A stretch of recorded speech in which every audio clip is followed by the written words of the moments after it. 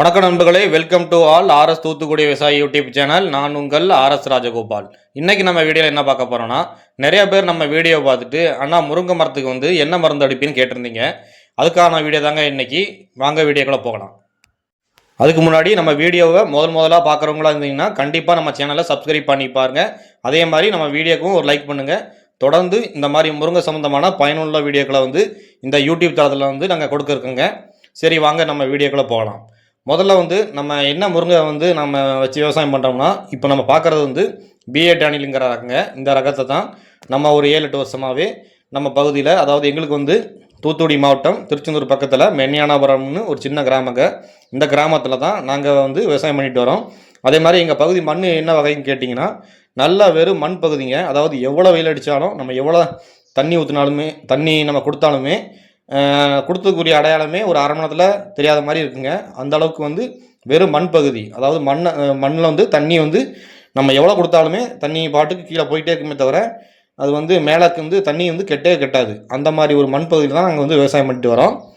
நம்ம வீடியோவை பார்த்துட்டு நிறைய பேர் நம்மகிட்ட முருங்கை மரத்துக்கு என்ன மருந்து கொடுக்குறீங்கன்னு கேட்டிருந்தீங்க.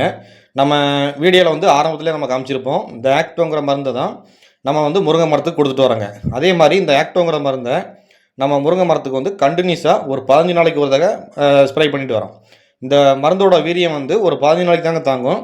அதுக்கு பிறகு நம்ம மருந்து அடிக்காமல் இருந்தோம்னா கண்டிப்பாக நமக்கு முருங்கை இலையில் இந்த புழுக்கள் இலையில அரிக்க ஆரம்பிச்சிடும். ஒரு 15 நாள் வரைக்கும் இந்த மருந்தோட வீரியம் தாங்குதுங்க. நமக்கு மற்ற மருந்தோட ஒப்பிடும்போது இந்த மருந்து நம்ம இத்தனை வருஷம் விவசாயம் பண்ணியிருக்கோம். இந்த மருந்தை யூஸ் பண்ணும்போது நமக்கு நல்லாவே ஈல்டும் கொடுக்குதுங்க. அதே மாதிரி நம்ம வீடியோவில் தலைப்பில் கொடுத்துருப்போங்க, முருங்கை இலை காய் மஞ்சள் நிறத்துலேருந்து பச்சை நிறமாக மாறுதுன்னு நம்ம கொடுத்துருப்போம். கண்டிப்பாங்க இந்த மருந்து அடித்தோம்னா கண்டிப்பாக நமக்கு ஒரு 100% ஒப்பிடும்போது ஒரு 50%க்கு நமக்கு மஞ்சள் நிறத்தில் இருந்த காய் பச்சை நிறமாக மாறுது. அதே மாதிரி மஞ்சள் நிறத்தில் இருந்த இலைகளும் பச்சை நிறத்தில் மாறுதுங்க. அதுக்கு நான் கேரண்டி சொல்லலாம். ஏன்னா நம்ம ஒரு 7-8 வருஷமாக இந்த மருந்தை யூஸ் பண்ணுறதுனால நம்ம சொல்கிறோம். அதாவது ஒரு 50% தான் நம்ம கேரண்டி சொல்ல முடியும். மற்ற இன்னொரு 50% நம்ம முருங்கை மரத்துக்கு கொடுக்குற உரத்தை வச்சு தான் நம்ம அந்த மஞ்சள் நிறத்தில் இருக்கிற காயையோ இலையோ மாற்ற முடியும். இந்த மற்றபடி இந்த மருந்தோட வேல்யூவுக்கு ஒரு 50% காய்களையும் இலைகளையும் பச்சையாக்கி தர தன்மை இருக்குங்க. அதுக்குன்னு நம்ம மற்ற மருந்தெல்லாம் குறை சொல்ல வரலைங்க.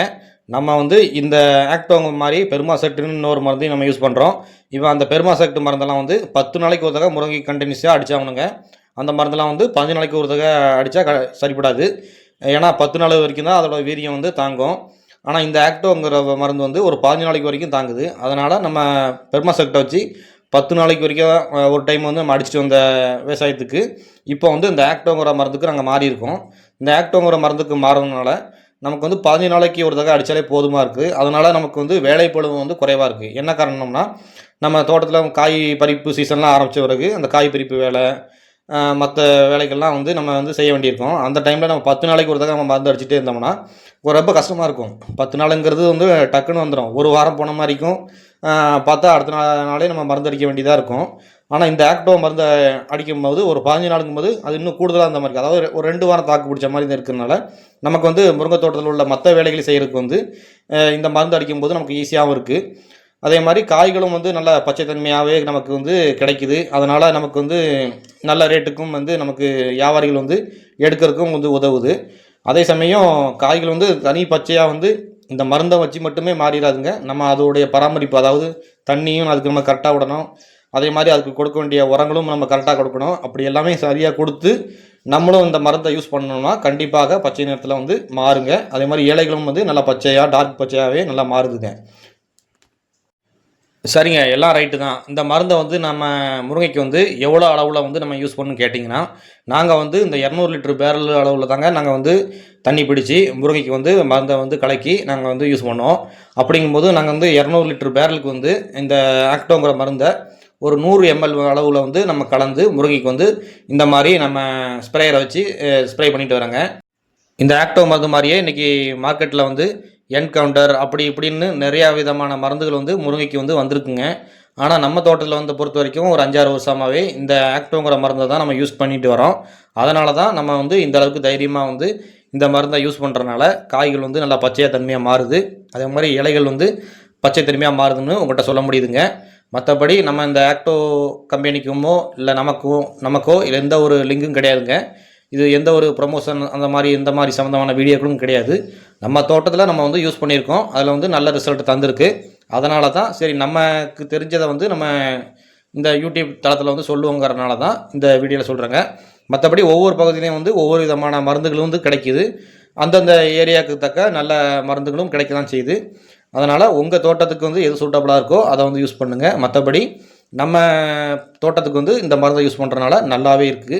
அதனால தான் நாங்கள் இந்த தோட்டத்துக்கு இந்த ஆக்டோங்கிற மருந்தை இவ்வளோ நாளாக வந்து யூஸ் பண்ணிட்டு வரோம்.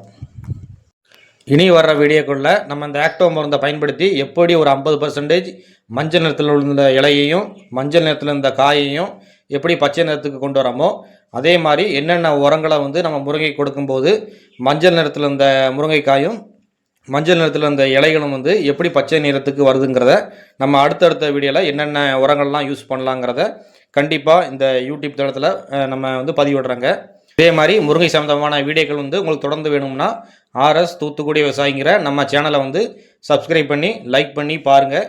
எங்களை மாதிரி சின்ன விவசாயிகள் வந்து தொடர்ந்து இந்த மாதிரி வீடியோக்கள் வந்து நாங்கள் வந்து இந்த வலைதளத்தில் வந்து பதிவிடுறதுக்கு எங்களை வந்து ஊக்குவிப்பதாக கண்டிப்பாக இருக்குங்க. வீடியோ பிடிச்சிருந்தால் லைக் பண்ணுங்கள். மறக்காமல் நம்ம சேனலை ஃபாலோ பண்ணுங்கள். நான் உங்கள்